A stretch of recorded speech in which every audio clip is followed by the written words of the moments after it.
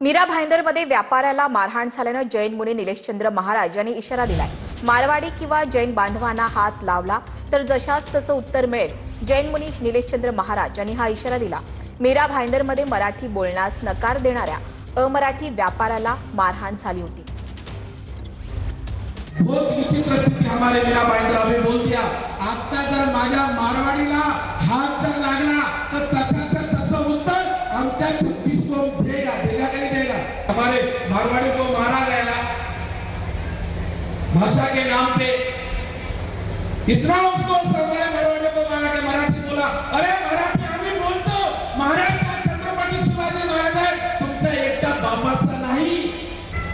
बराबर हमारे राजस्थान 36 को हमको संगठित होना है।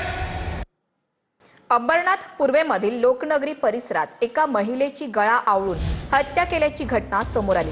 शैला आचार्य असं मृत महिलेचं नाव आहे। आरोपीच्या शोधासाठी शिवाजीनगर पोलिसांकडून 3 पथकं रवाना करण्यात आली।